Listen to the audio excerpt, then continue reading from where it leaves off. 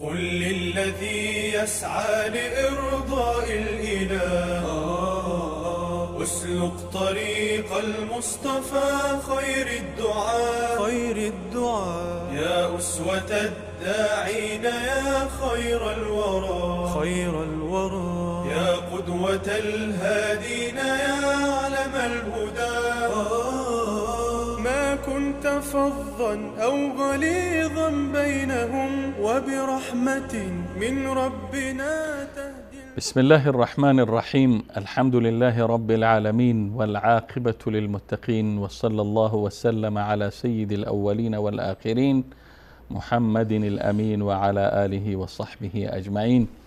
بینندگان ارجمند و گرامی، السلام علیکم و رحمت الله تعالی و برکاته. خوشحالم که بار دیگر با برنامه دیگر از سری برنامه‌های با دعوتگران محضر شما عزیزان و گرامیان هستم و به اجازه شما خدمت مهمان برنامه جناب استاد رحمت الله فطرت که در قسمت قبلی این برنامه نیز مهمان ما بودن خدمتشان عرض سلام و ادب دارم و حضورشان بار دیگر در استودیو خیر مقدم و خوش آمد میگم. و علیکم السلام و رحمت الله. من هم در قدم نخست سلام و تمنیات خود خدمت تمام بینندگان شبکه جهانی و سال حق تقدیم میکنم. سلامت باشین جناب استاد.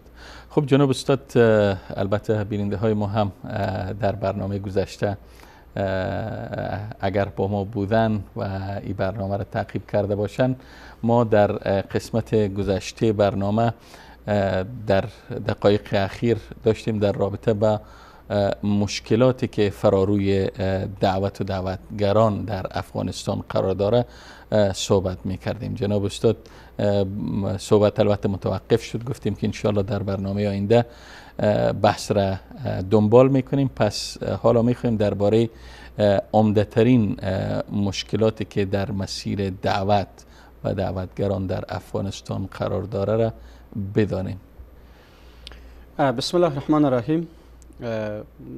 دقیقاً ای که یک دعوتگر واقعی زمانی که میایه پا بر عرصه دعوت میگذاره، بله، اگر واقعا او دعوتگر است ولی مشکل متوجه او دعوتگر نمیشه، به معنای ازی هست که او دعوتگر مجامله میکنه، او دعوتگر واقعی مردم را به راه درست دعوت نمیکنه. من یکی از مقوله های ابن تیمیه رحمه الله است که میگه که یک آدمی که در یک منطقه چند سال را سپری بکنه ولی او بدبین های برای خود پیدا نکنه، در حقیقت به معنای است که او برای دین خدمت نکرده. چرا اصول سنت برای منوال بوده که همیشه کسایی که آمدن به راه درست مردم را دعوت کردن از انبیا علیه السلام گرفته و تا دعات و دعوتگران واقعی همیشه مشکلات را آمدن فراروی از اونها پیدا شد، با مشکلات مواجه شدن، ولی ای که مسیر حقانیت دعوت را درک کردن، با تماما چالش ها و مشکلات دست و پنجه نرم کردن، اما دعوت را ترک نکردن. دقیقاً ای که در افغانستان هم دعات ما یا دعوتگرای ما به این معنا نبوده که مشکلات پیش رویشان نیست. در دعوتگر افغانستان یا دعاتی که در افغانستان وجود داره، مشکلاتی که در جامعه ما نسبت به کشورهای اسلامی دیگر وجود داره در اونجا بیشتر هست. مثلا دعوتگر ما مشکلات اقتصادی در افغانستان داره، دعوتگر ما مشکلات سیاسی در افغانستان داره، دعوتگر ما مشکلات اجتماعی در افغانستان داره. ما به مردمای سر میخوریم که اصلا یعنی با اصول انسانیت که به عنوان انسان در جامعه انسانیت تربیت شده باشه هم نبوده، ولی دعوتگر باید با او انسان گذاره بکنه. یک از مشکلات های اساسی هست. در کشورهای اسلامی دیگر ببینید که از طریق حکومت اسلامی برای دعوتگران یک مقدار معاش در نظر گرفته میشه و او میایه به فکر راحت و آرام میگه مصروف دعوت هست. ولی در افغانستان چنین کاری نیست، چنین وضعیت وجود نداره که حکومت برای برنامه دعوتی آمده یک جیل خاص را مقرر بکنه و یا هم اینها را تحت پوشش حکومتی قرار بده و به این اساس اینها دعوت بکنن. ما میدانم که امروز مشکلات پیشروی فراروی دعوتگران واقعی در سرتاسر دنیای اسلام وجود داره. اما این مشکلات بیشتر در افغانستان دامنگیر دعوتگرا و دامنگیر دعات است. شما تنها جناب استاد فکر کنم به بحث اقتصادی اشاره کردین. از مشکلات اجتماعی مثلا چه مشکلاتی فراروی از اینا قرار داره در بعد سیاسی؟ آیا سیاسیون و دولت مردا مانع دعوت از اینا میشن؟ اگر فرزند دعوتگر وقت صحبت میکنه، طبعا صحبت دعوت دعوتگر و بیدارگر بر میخوره با برخی از سیاسیون. بله دقیقا. من در مشکلات اقتصادی که اشاره کردم، ولی مشکلات اجتماعی و مشکلات سیاسی را هم باید یک اندک توضیح بدم. وقتی مشکلات اجتماعی گفتم، مشکلات اجتماعی هست که یک فرهنگ وارداتی یا واژه وارداتی که وارد جامعه ما در افغانستان شده به نام واژه وهابیت هست. در حالی که اصل از وهابیت را ما تا حال نشناختیم. وهابیت یعنی چی؟ و هر کس برخلاف عرف و عادتی غیر صحیحی یک مردم در یک منطقه بیاید، از قرآن و سنت بیا سخن بزنه، فقط بهترین یا آسانترین واژه‌ای که در دسترس مردم قرار داره مسئله بحث وهابیت هست که ای وهابی هست. اما در افغانستان به نام تاپا معروف است. بله بله. تاپه وهابیت زمانی که بالای یک نفر زده میشه، اگر بالای یک نفر واژه کفر اطلاق شود، تکفیر شود، ولی موثرتر از این است که او تاپه وهابیت بالای از او آدم زده شد. چی کسا و چی افراد یا چی گروه های پشت سر این دسیسه اگر تعبیر درست باشه قرار دارن؟ شاید برای یک تعداد واضح معلوم باشه که بر اساس مشکلات اعتقادی که در کشور همسایه ما، البته ایران و ایرانی ها وجود داره، آمدن یک ابزار برای نگهداری یا یک سپر قوی برای شکست دادن یک تعداد یا بدنامسازی دعوتگران واقعی در افغانستان هسته. ایرا آمدن واژه وهابی را وارد جامعه ما ساختن، در حالی که محمد ابن عبدالوهاب یکی از دعوتگران واقعی هست که من داستان خیلی جالب برای یک از وطندارای خود شنیدم. گفت یک روز من دنبال ازی میرفتم که باید کتاب وهابیت را در هر جای پیدا بکنم، باید آتش بزنم. عجیب. این آدم گفت که من وارد یک مسجد شدم در مکه مکرمه که کتاب محمد ابن عبدالوهاب در این مسجد وجود داره. وقتی کتاب ما گرفتم، یک ورقی از زیر گفت ورق زدم، مسائل بحث توحید و چیزایی بود. گفت ایرا بردم پیش اون مسئول مسجد که ایرا برای ما بده و هدفم ای بود که کتاب ما ببرم با یک 10 ریال تیل پترول آتش بزنم. اما زمانی که من در مسیر راه کتاب مطالعه کرده رفتم، دیدم که واقعا تمام مسائلی دعوت هست و ما آمدم توبه کردم و ایره رفتم در حرم مکی و 2 رکعت نماز خواندم به شکر یزی که واقعا الله مرا هدایت به این کرد که من یک کتاب دعوتیه که واقعا همیش برگرفته شده از مسائل توحیدی و ضد شرک و خرافات است، من به این دسترسی پیدا میکنم. حالا ببینید واژه وهابیت اساساً از اعتقاد روافض یا اساساً از اعتقاد شیعه اثناعشری از ایران سرچشمه گرفته و ایرا آمدن ناخودآگاه یک تعداد مردم ما برای ضربه زدن یک تعداد دعوتگران واقعی آمدن این کلمه را به کار بردن یا به کار بستن. واقعا امروز کسانی که در افغانستان واقعا دعوتگر واقعی هستند، همیشه این کلمه که وهابی یا وهابیت پسوند نام از اونا بوده است که فلانی وهابی هست و این بزرگترین حربه علیه دعوتگرا در افغانستان به کار برده شده. و مشکلات سیاسی گفتم، مشکلات سیاسی هم دقیقاً ناسازگاری هایی که بین جامعه روحانیت و سیاسیون ما در افغانستان وجود داره. در اینجا مشکل ما از 2 طرف داریم. یک مشکل جمود فکری تقلیدی در طرف قشر از علما باعث ازی شده که بدون در نظر داشت از قضایای درست از اسلام واقعی میان اندک بدون ازی که تعاملات را در نظر بگیرن میان صف خود جدا میکنن. که در حقیقت ما با این وضعیت ما یا با این کار ما بزرگترین ضربه را به پیکر اسلام وارد میکنیم. و از طرف دیگر سیاسیون ما در افغانستان، چون که اکثریتشان در شرایط کنونی در جامعاتی که یا غرب بوده یا مربوط به غربی ها بوده، در اونجا تربیه شدن، اصلا از فرهنگ اسلامی و از اعتقادات اسلامی آگاهی ندارن، ولی در هر جا زمانه که به اصطلاح لنگی سفید یا اما لباس اسلامی یا یونیفرم از علما را میبینن با یک چهره نفرت و با یک چهره حقارت طرف از اونها نگاه میکنن. و یا خصوصا مسئله بحث ریش، این به عنوان یک الگو و نماد از دعوتگران هست، ولی زمانی که در جامعه سیاسی ما در افغانستان مواجه میشن، ریش را به عنوان یکی از سمبول انتحار، انفجار، دهشت، وحشت، بربریت و ارهاب میشناسن. اینجاست که مشکل از دو طرف به وجود آمده و اندک اندک صف زدایی در میان قشر روحانی و قشر از سیاسیین به وجود آمده. و بعد میان مسئله بحث جدایی دین از دولت را جدا مطرح میکنن که اینجاست که مسئله را میبرن علما را فقط منحصر به این میکنن که در گوشه مسجد باشه و این مسئله را به سیاست کدام تداخل نداشته باشن و با مو زندگی عادیشان بیان ادامه بدن. در رابطه با تاپ وهابیت که گفتین، توصیه شما به کسایی که امروز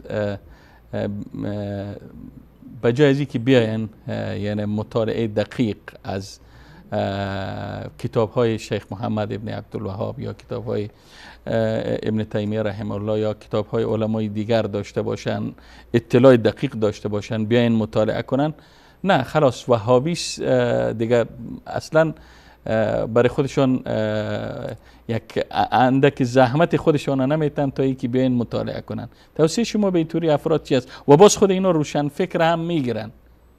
ولی مشکل ما در اینجاست که اکثرا کتاب هایی که شیوخ مانند ابن تیمیه، ابن قیم جوزی و امام محمد بن عبدالوهاب رحمهم الله دارن، کتاب های اینها به زبان عربی نوشته شده، زبان عربی بر زبان فارسی یا پشتو برگردانده نشده تا اینکه قشر روشنفکر به اصطلاح امروزی ما که قشر روشنفکر ما بیان مطالعه بکنن، بیان واقعیت را درک بکنن. ولی اینها هم زمانه که من میدانم جوانانی که تشنه دین هستن، تشنه واقعیت هستن، اینا هم گرفتار اونمو افکار تقلیدی میشن که فقط منحصر به یک قشر از آخونده که در مسجد او تربیه شده، در مسجد کلان شده و بینش سیاسیش هم به حدی نیست که به کتابا را خودش مطالعه بکنه.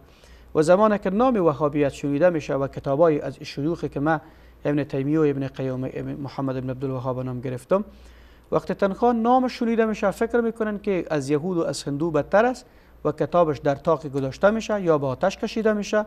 اصلا اجازه مطالعه برای خود نمیتن. ولی زمانی که اجازه مطالعه برای خود بتن، اصلا ما فکر میکنم که این مشکلی که در جامعه ما وجود داره بر اساس جهالت است، بر اساس نادانی است. یعنی مشکل این نیست که اونها بیان آگاهی داشته باشند و بیان در برابر دین بیان تضاد داشته باشند، تضاد ایجاد بکنن. نه، ناخودآگاه رفتن دوچار یک مشکل شدن ولی نمیدونن که مشکل از کجا به وجود آمده.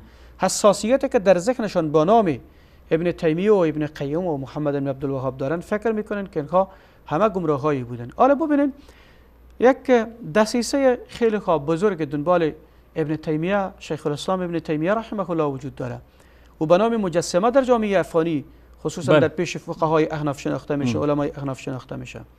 اما ما چالش میتونم به اصطلاح بیا یک آدم پیدا بکنم مسئله تجسیم را از ابن تیمیه در یک کتابش که ابن تیمیه آمده باشه الله متعال را مثلا به مجسمه بودن یا جسم بودن الله متعال قائل شده باشه. اعتقاد ابن تیمیه، ابن قیم، محمد بن عبدالوهاب مانند اعتقاد امام طحاوی است که او میگه که نحن نعتقد بان الله واحد و ما اعتقاد بری داریم که الله واحد است و آن چیزی که در قرآن کریم ثابت است ما اعتقاد بر او داریم و آن چیزی که پیامبر اسلام برای الله متعال ثابت ساخته او را ما باورمند هستیم. و میگه که ما برای الله متعال اعتقاد و باورمند هستیم بلا تکییف ولا تمثیل ولا تشبیه. کیفیت را قبول نمیکنه، تمثیل قبول نمیکنه، تشبیه را قبول نمیکنه. ولی برخلافی که بزرگواران میان صراحت دارن، اما به عنوان یک حربه خیلی بزرگ میان ابن شیخ الاسلام ابن تیمیه را به عنوان یک مجسمه معرفی میکنن، در حالی که ابن تیمیه از این عقیده بیزار هست. یعنی در حالی که برخلاف این اعتقاد چقدر مبارزه کرده، برخلاف مخلوق بودن قرآن چقدر مبارزه کرده. ولی متاسفانه استاد این صحبت را از زبان کسایی میشنویم و از قلم کسایی میخوانیم که خود اهل مطالعه، اهل فکر میدانن و دیگرها را توصیه میکنن که مطالعه کنه. اما خیلی فکر و اندیشه مثلا علی شریعتی که شما اشاره کردین، سروش و شبستری و شاید امثال هم را، اینها را خیلی پررنگ میکنن و جوانها را میگن که بین شما مطالعه کنین، شما از افکار اینا آگاه شوین، شما با افکار اینا خود آگاه کنین. اما در مقابل همین کسایی که داد از روشن فکری میزنن و داد از مطالعه کتاب های حتی مارکس و لینین و نمیفهم فلان و فلان میزنن، بله، در مقابل هیچ کسی را تا حال دعوت نکردن، حتی به خودشان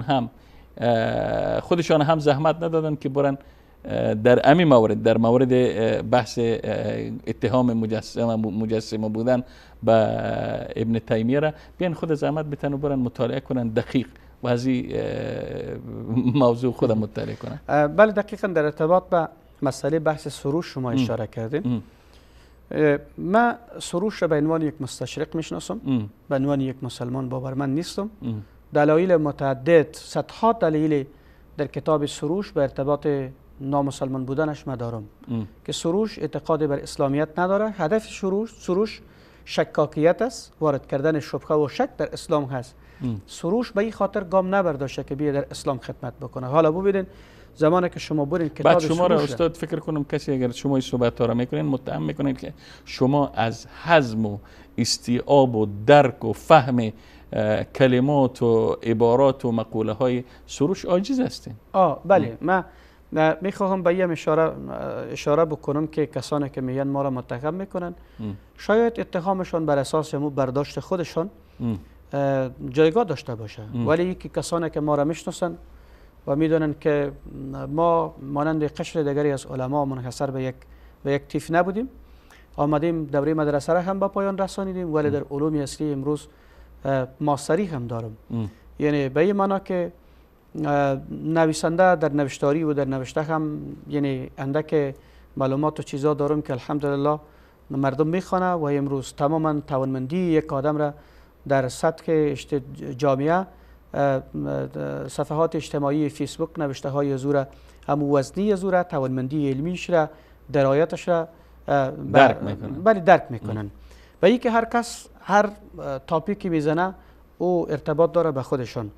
اما من شناسی که از سروش دارم، هدف سروش بحث ایراد شکاکیت هست. میخواد که در میان جامعه مثال یزی که یک آدم کور نابینا را ببره در یک دشت و بیابانی رهایش بکنه که اصلا راه برای از او معلوم نباشه، در اونجا دستش را بگذاره و بعد خودش حرکت بکنه. و سروش عادتش همی هست که میگه شبهات را در دین وارد میکنه و بعد بدون پاسخ میره از کنار از او میگذره و زمانی که یک جوان میگیره کتابای از او رو مطالعه میکنه، فکر میکنه که سروش یک فیلسوف، یک دانشمند اسلامی در اسلام خدمت کرده، در حالی که واقع این نیست. اما در ارتباط به مسئله بحث دعوتگرایی که گفتین که مثلا یا طبقه روشنفکر ما که چنین کار رو نمیکنن و اصلا انگیزه هم ندارن که بیان یک بار همین کتابای کسایی که میان متهم میکنن، ما کتاب سروش رو مطالعه میکنیم. ما صفحه‌وار کتاب سروش و مشکلاتش براتون میگم در هر جایی که باشین، صفحه‌وار. ولی و در مقابل شما هم بین ولی همین کسایی که میان ابن تیمیه رحمه الله را متهم میکنن یا کسانی که مثلا دیگران را متهم میکنن، حال دروازه اتهام به ائمه دین از امام ابن ابو حنیفه رحمه الله، امام شافعی، امام مالک، امام احمد بن حنبل، ائمه دین دیگر که در دین اسلام خدمت کردن.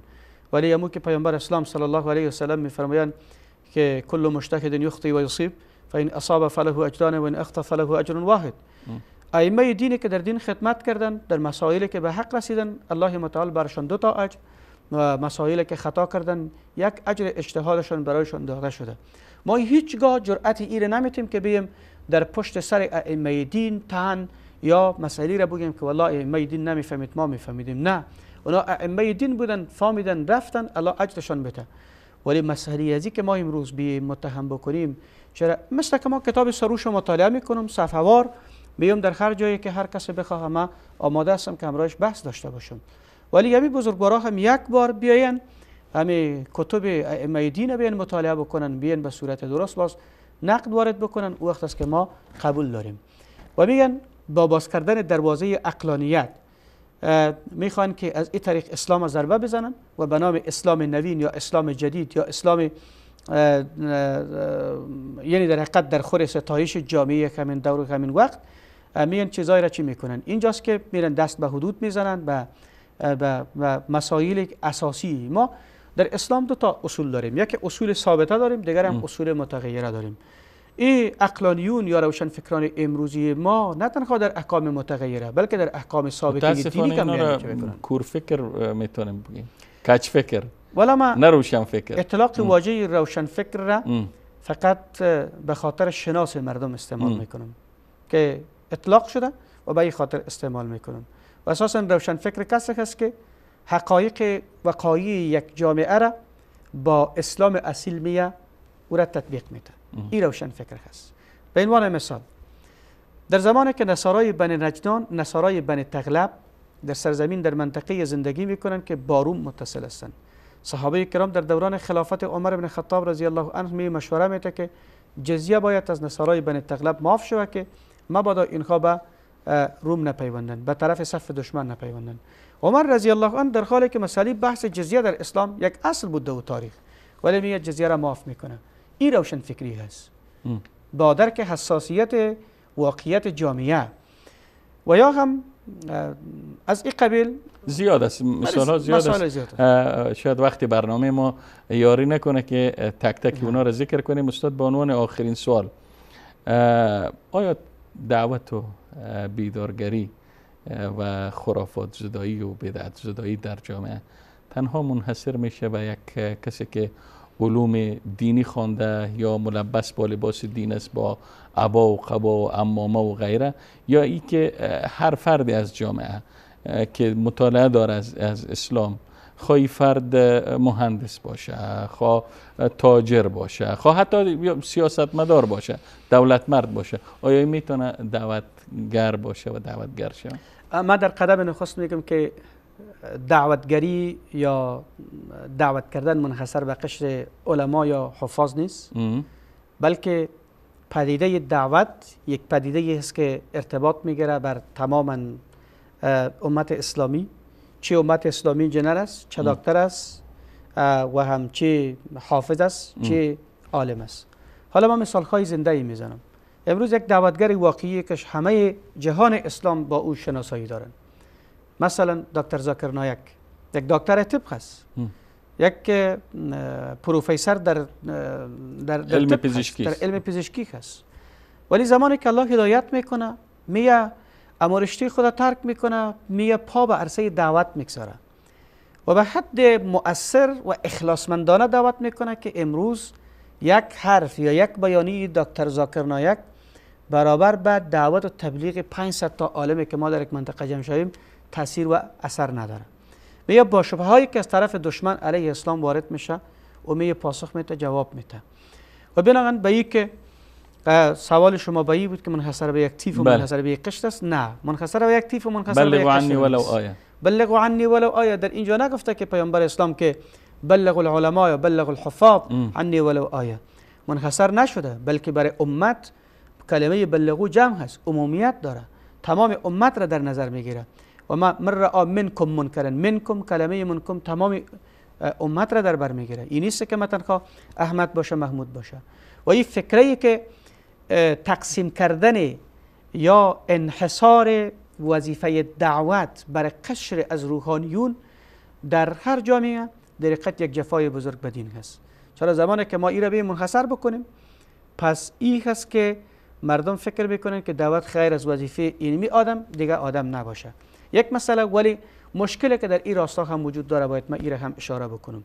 ولی یک تعداد دوستا و برادرای ما که مثلا آگاهی درستی از مسائل اسلامی ندارن، میان با انگیزه میخوان دعوت بکنن، ولی قضایایی که نمیدونن، حقیقتش را درک نمیکنن، نمیدونن، باید فاسالوا اهل الذکر ان کنتم لا تعلمون، باید از اهل ذکر سوال شود. هر کس باید به اندازه فهمش باید دعوت بده. این هم نشوه که مثال مفتیان فیسبوکی که امروز در رسانه‌های اجتماعی ما میبینیم، یک آدمی که از صنف 12 مکتب فارغ شده ولی او میگه دعوا میکنه که من مفتی هستم، من اهل فتوا هستم، درباره مسائل دقیق میای نظر میده. این در حقیقت باز ما ایره گفته نمیتونیم که انتم رجال و نحن رجال میگه. اونها مردای بودن و ما هم هستیم. اونها اگر اهل فکر بودن، اهل دانش بودن، اهل قلم بودن، ما هم هستیم. ما چرا نظر ندیم؟ بله، یعنی دقیقاً که پدیده دعوت منحصر به علما نیست، ولی ویژگی خاص را علما نسبت به دیگران در این مسئله دارند که اگر کسان دیگر هم میان به عنوان یک دعوتگر پا بر عرصه دعوت میگذارند، توصیه ما برشان همین است که اگر واقعا هدفشان دعوت واقعی است، مسائل را که نمیدونن باید از علمای واقعی پرسان بکنند. فاسألوا اهل الذکر ان کنتم لا تعلمون. با همین توصیهتون جناب استادی برنامه را خاتمه میتیم و در پایان برنامه باز هم سپاسگزار هستم که در دومین قسمت برنامه با ما حضور داشتین و دعوت ما را لبیک گفتین و همچنین از تک تک بیننده های عزیز و گرامی که تا این لحظه برنامه خودشان مشاهده کردن ابراز سپاس و امتنان دارم و تا دیدار دیگر و برنامه دیگر همه شما گرامیان را به پناه الله یکتای به همتا می سپارم و السلام علیکم و رحمت الله تعالی و برکاته. قل للذي يسعى لإرضاء الإله اسلك طريق المصطفى خير الدعاء يا أسوة الداعين يا خير الورى يا قدوة الهادين يا علم الهدى ما كنت فظا أو غليظا بينهم وبرحمة من ربنا